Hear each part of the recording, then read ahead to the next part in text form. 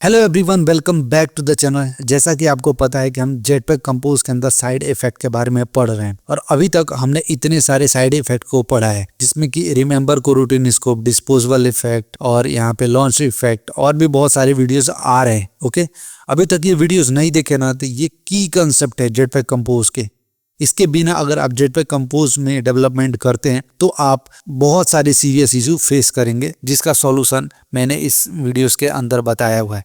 और ऐसे ही और ढेरों वीडियोस इस चैनल पे पड़े हुए हैं जो कि आपके एंड्रॉयड ऐप डेवलपमेंट जर्नी को बहुत आसान बना देंगे। और अगर कोटलिन के कंसेप्ट भी आपको क्लियर नहीं है तो वो सब भी यहाँ पे बताएंगे। और एक बार मेरी प्लेलिस्ट जरूर विजिट करो यार, बहुत इंटरेस्टिंग वीडियोस पड़े हैं जो कि आपके डेवलपमेंट जर्नी को नए लेवल पे बूस्ट कर देंगे। ठीक है, तो आओ आज का जो साइड इफेक्ट है वो है रिमेंबर अपडेटेड स्टेट। ओके, यहाँ पे देखोगे कि यहाँ पे एक स्टेटमेंट इन्होंने लिखा है, reference a value in an effect that should not restart if the value changes। Okay, तो अगर आपको आपकी इंग्लिश कमजोर है या फिर आपको नहीं समझ में आ रहा है तो मैं आपको हिंदी में समझाता हूँ और वो भी बहुत ही आसानी से। ठीक है, तो अगर इस चैनल पर नए हो तो चैनल को सब्सक्राइब कर लो और वीडियो पसंद आता है तो वीडियो को लाइक जरूर करना यार, क्योंकि उसी से मोटिवेशन मिलता है और ये एल्गोरिथम के लिए भी थोड़ा सा अच्छा रहता है, उसको समझ में आता है कि हाँ ये वीडियो हेल्पफुल है तो और भी लोगों तक ये बूस्ट करता है। ठीक है, आओ मैं तुमको एक प्रॉब्लम दिखाता हूं। सबसे पहले ये एक क्विज एप्लीकेशन बनाया मैंने, इसको एक बार रन करके मैं दिखाता हूं। ठीक है, तो ये 10 सेकेंड तक चलेगा और उसके बाद से यहाँ पे क्वेश्चन बदल जाएगा। अगर मैं स्किप करता हूं फिर टाइम रीसेट हो जाएगा, 10 सेकेंड से आएगा, यहाँ पे क्वेश्चन बदल जाएगा। ऐसे करके 3 क्वेश्चन है यहाँ पे। ओके, तो अब यूजर चाहे तो आंसर करे ना करे, ये 10 सेकंड के बाद से अपने आप ही रीसेट हो जाएगा। तो ये है एप्लीकेशन और यहाँ पे देखो मैंने ये कोड लिखा है, तो ये कोड को मैं पहले एक्सप्लेन कर देता हूँ अच्छे से, नहीं तो समझाने में या फिर समझने में तुमको बहुत दिक्कत होगा। ओके, सबसे पहले ये जो फंक्शन है, ये कंपोज फंक्शन है, तुम्हें पता है इसके अंदर पैरामीटर में हमने क्वेश्चन लिस्ट ले रखा है। मतलब कि जिधर से भी इस फंक्शन को कॉल करोगे वहां पे तुम्हें क्वेश्चन लिस्ट पास करना रहेगा, बराबर। एक करेंट इंडेक्स का मैंने वो वेरिएबल बना के रखा है जिसके अंदर बाय डिफॉल्ट में 0 इंडेक्स इसको रखा है यहाँ पे। ओके, और उसके बाद से ये करेंट इंडेक्स से मैं करेंट क्वेश्चन निकाल रहा। ओके, जौन से भी इंडेक्स पे रहेगा उसका क्वेश्चन मैं निकाल रहा। और यहाँ पे मैंने एक और वेरिएबल लेके रखा है जहाँ पे मैं ये बता रहा कि जो काउंटडाउन टाइमर है वो कितने देर तक चलने वाला है।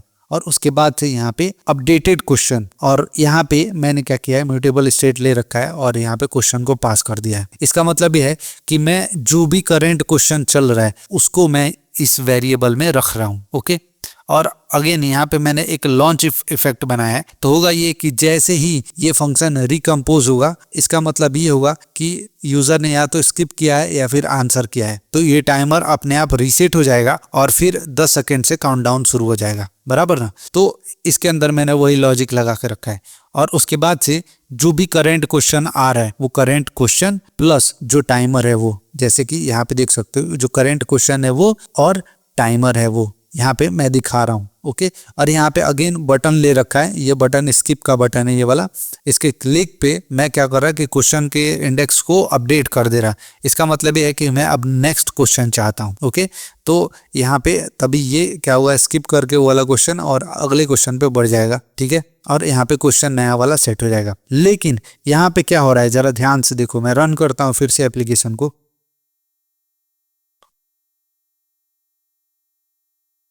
तो देखो काउंटडाउन यहाँ पे चल रहा है, लेकिन ये काउंटडाउन जब खत्म होगा ना तब भी ये जो क्वेश्चन है ये अपडेट नहीं होगा। ये देखो अपडेट नहीं हुआ। क्यों नहीं हुआ? क्योंकि इसको ये अपडेटेड क्वेश्चन ही रिस्पॉन्सिबल है यहाँ पे ये अपडेटेड क्वेश्चन दिखाने के लिए। ये देख लो यहीं से मैं ले रहा, लेकिन इसको तो अपडेटेड वैल्यू मिल नहीं रहा है यहाँ पे।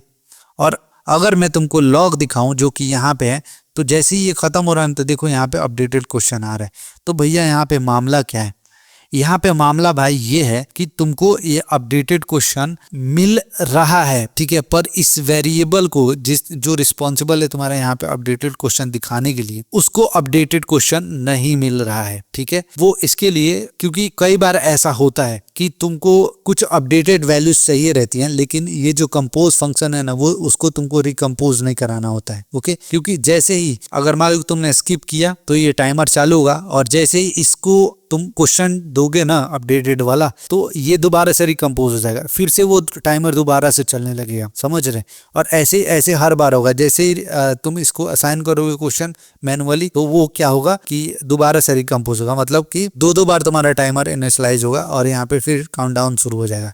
तो ये तो गलत बिहेवियर है ना। तो यहाँ पे वही बताया जा रहा है, ये जो डॉक्यूमेंट दिया गया है ना यहाँ पे, अब समझोगे तो तुमको समझ में आएगा। Reference a value in an affect that should not restart if the value change। समझ रहे, मतलब ऐसे वैल्यू का रेफरेंस यहाँ पे लिया जा रहा है जो कि चेंज हो, लेकिन ये क्या ये कंपोजेबल फंक्शन को दोबारा से रिस्टार्ट ना करे। ठीक है, तो इस केस में अपने को क्या करना है, इस केस में अपने को यूज करना है रिमेंबर अपडेटेड स्टेट। ठीक है, जब इसका इस्तेमाल करते हैं ना, तो यहाँ पे देखो एक और फंक्शन है अपने पास, ये करेक्ट वाला फंक्शन है जिसके अंदर रिमेंबर अपडेटेड स्टेट है। तो इसके अंदर होता ही है ना कि जौन सी भी चीज का तुमको अपडेटेड स्टेट रखना है। ठीक है, जैसे कि मेरे को ये क्वेश्चन का ही तो रखना है। अब मैंने तुमको लॉग में दिखाया था यहाँ पे कि क्वेश्चन तो यहाँ पे प्रॉपर मिल रहे थे तुमको, ठीक है, पर ये जो अपडेटेड क्वेश्चन वाला वैल्यू था, वेरिएबल था, इसके अंदर तुमको नहीं मिल रहा था। ठीक है, तो ये रिमेंबर अपडेटेड स्टेट क्या करता है कि जब कभी भी जिसको भी तुम ऑब्जर्व कर रहे हो